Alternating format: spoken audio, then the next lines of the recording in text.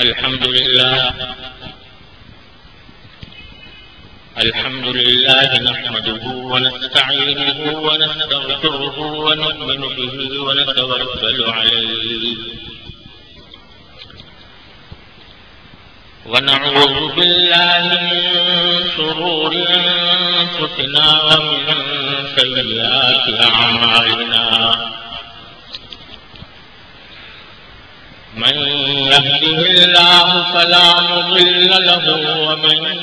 يضلله فلا هادي له وأشهد أن لا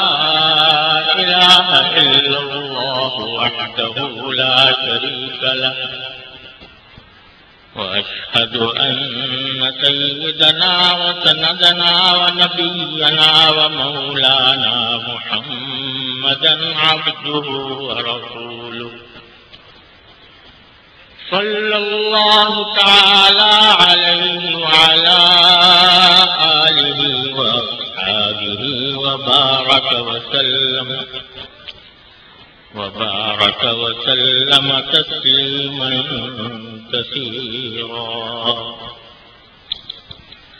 أما بعد فأعوذ بالله من الشيطان الرجيم.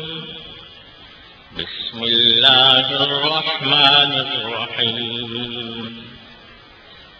والشمس وضحاها والقمر إذا تلاها والنهار إذا جلاها والليل إذا يغشاها والسماء وما بناها والأرض وما طحاها ونفس وما سواها فألهمها فجورها وتقواها قد أفلح من زكاها وقد خاب من دساها. كذبت ثمود بطغواها إذ انبعث أشقاها فقال لهم رسول الله ناقة الله وسقياها فكذبوه فعقروها فدمدم عليهم ربهم بذنبهم فسواها ولا يخاف عقباها. آمنت بالله صدق الله مولانا العظيم وصدق رسوله النبي الكريم ونحن على ذلك من الشاهدين والشاكرين والحمد لله رب العالمين.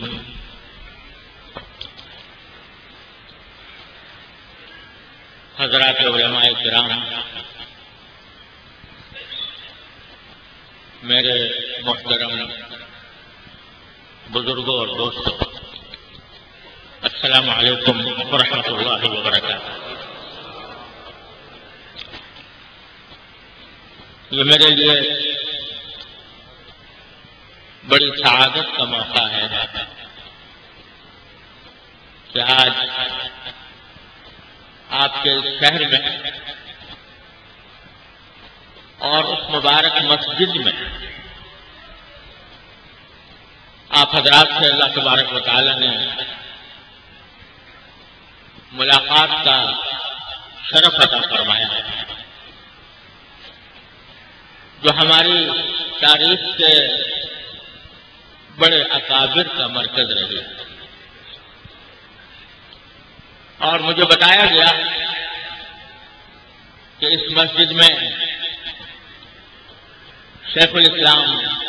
حضرت علامہ شبیر احمد صاحب عثمانی رحمۃ اللہ علیہ،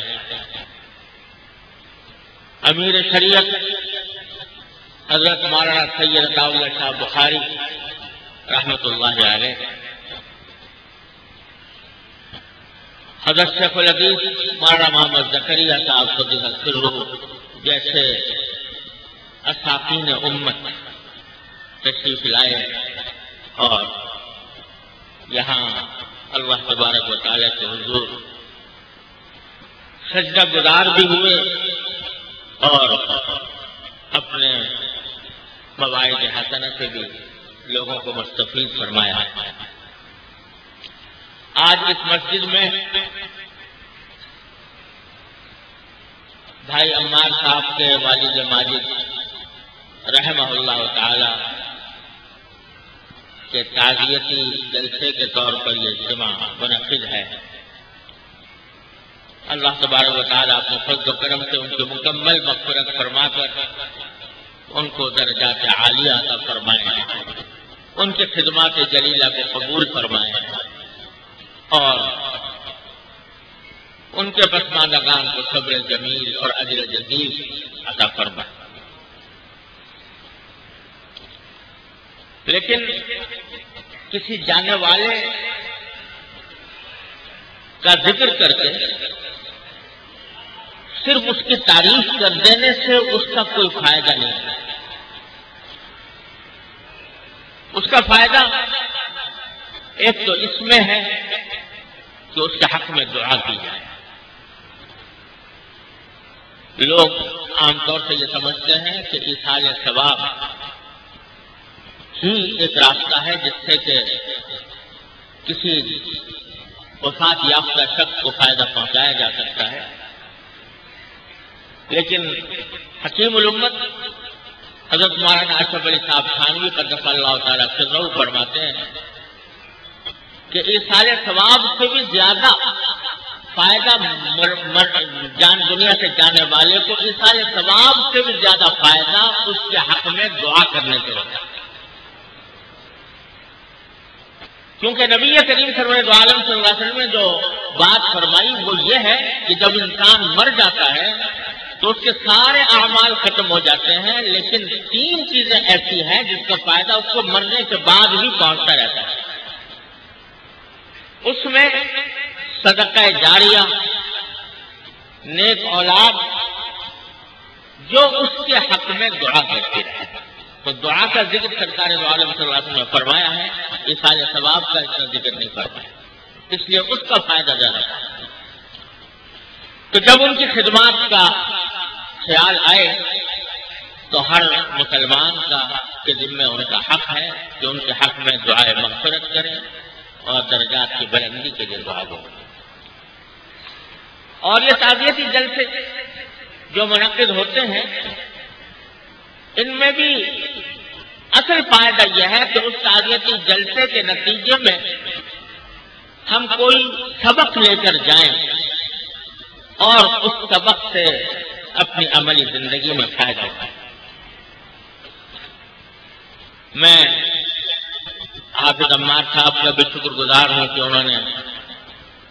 یہاں بڑی محبت سے آنے کی دعوت دی اور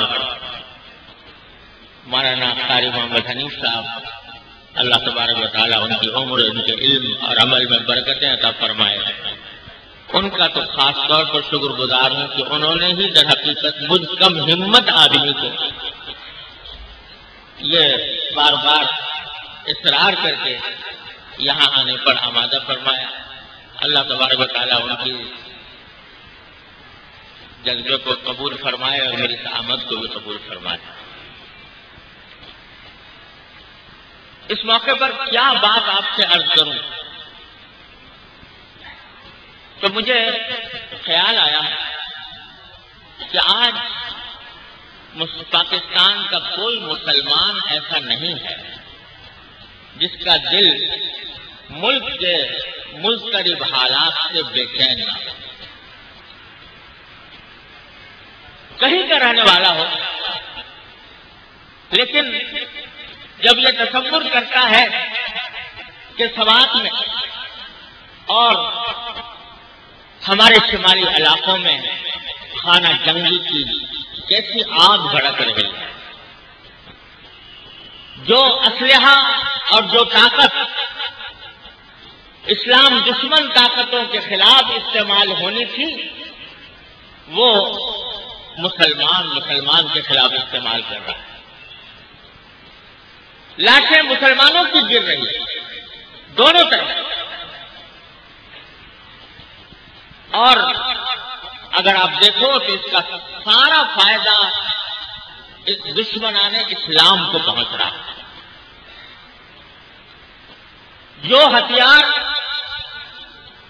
کفر اور شرک کے خلاف استعمال ہونے چاہیے تھے، مسلمان کے خلاف استعمال کر رہے ہیں،